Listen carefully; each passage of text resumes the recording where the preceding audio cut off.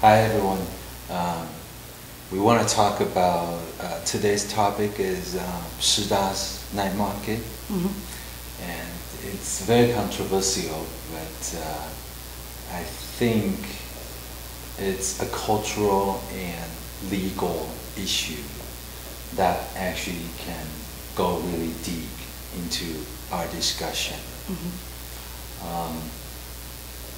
You've read some articles about it. What is your take on this? Right. I guess it's really hard to say, you know. On one hand, you have all these business owners who are technically there illegally, opening businesses, and, you know, there's a lot of traffic in that area, and there shouldn't be. But at the same time, you have residents who, you know, want to live in this area. They paid their money to live there, and they don't think that it's fair. Right. I kind of feel for the owners a little bit. They opened the restaurants. They obviously needed some, you know, they needed to go through some law connections or channels to open those restaurants. And, you know, the people said yes. And now they're like changing their minds. So I think I feel for the businesses in that way. In another way, I know what it's like to live in Taipei, because I used to live in Taipei, and it can be really crazy and really loud. I used to live over where they fly for the Shanghai Airport, the planes, so every night you hear like, Oh, so, you mean that small airport? Yeah, right, Songshan. exactly. Yeah, Songshan, yeah. So I know what it's like to have a lot of noise and stuff as well. What are your thoughts? Okay.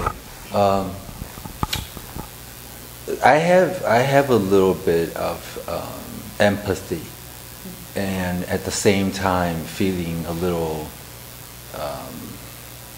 pity for the fact that it was going, this was going to disappear, this night market, because it's always been there for perhaps at least 20 years, because I used to hang out there when I was going to school, and it was a different night market, because it's got shops that, and also exotic. It's got like an Indian restaurant, it's got coffee shops, it's got like a tea house and all that.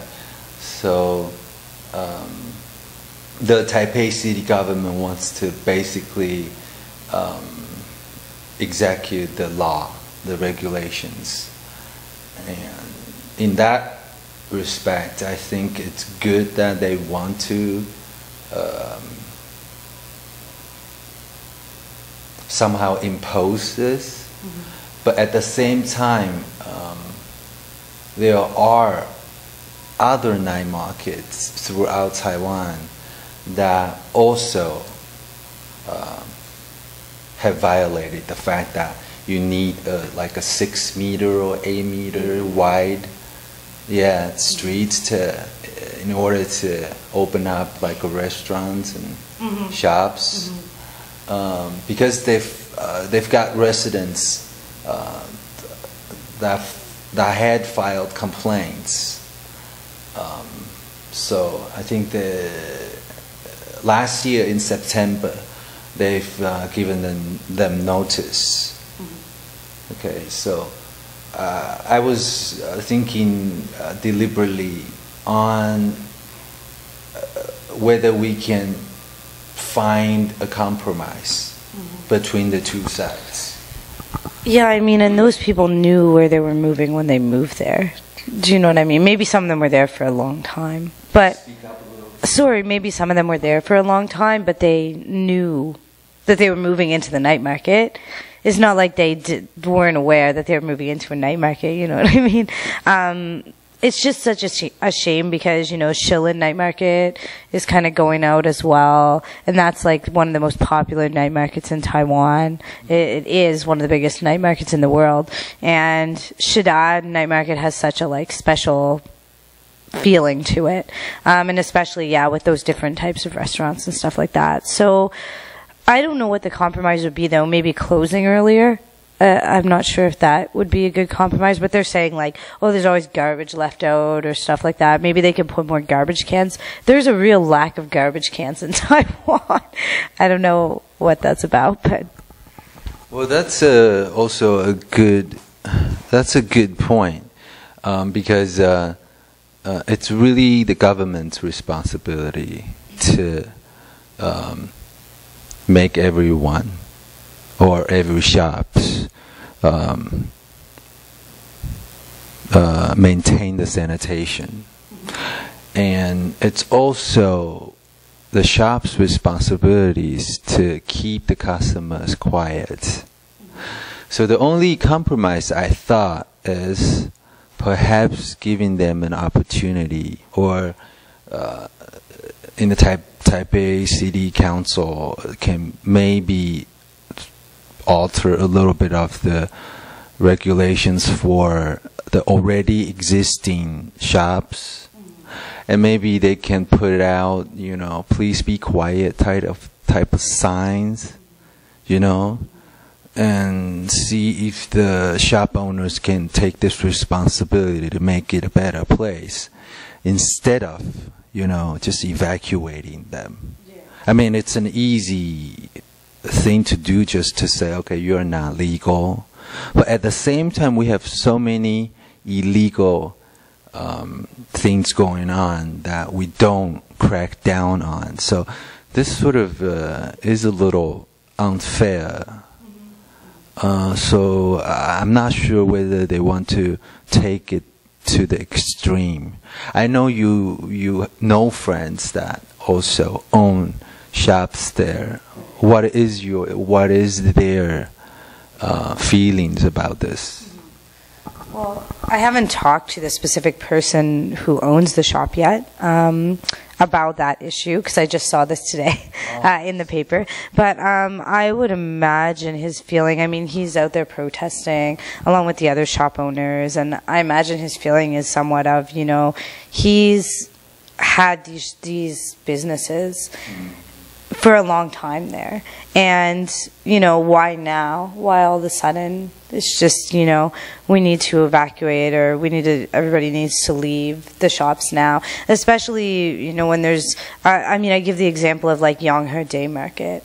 That market is probably Yonghe Day Market. That market is probably not at all within regulation. It starts at like 6 in the morning. And I mean, people are, you know, I used to live near that area, so I know how loud it can be. So then you have the problem, it's in the morning, not the night. But why are they just focusing specifically on these shops? A lot of them are foreign, run by foreign people. And I think that those people are kind of feeling targeted in this.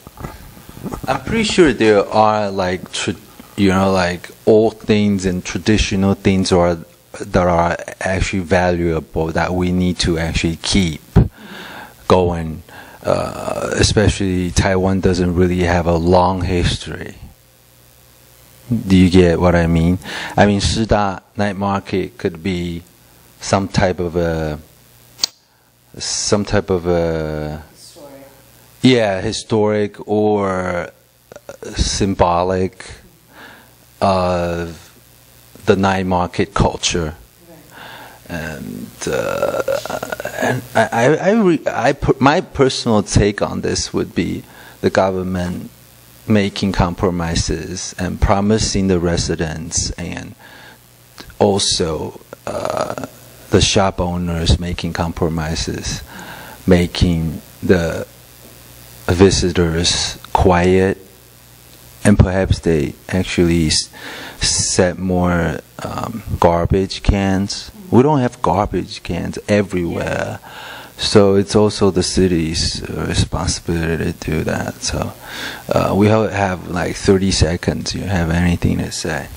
I think that maybe instead of just saying like this is illegal or these people complain, why they can't have like a discussion, a panel where the shop owners meet with the residents, they discuss what the problems are, and then they come to solutions together, instead of just kind of enforcing this way. Yeah, we're a democracy, but we're not really that democratic. Yeah, I mean, that's what should be done. That way everybody feels like they have a voice, everybody feels like they have a say, and things get done instead of upsetting some people for the benefit of others, or, you know, the residents don't benefit but the shop owners do. That's more than 30 seconds. That's okay. All right, just kidding. Okay, bye-bye.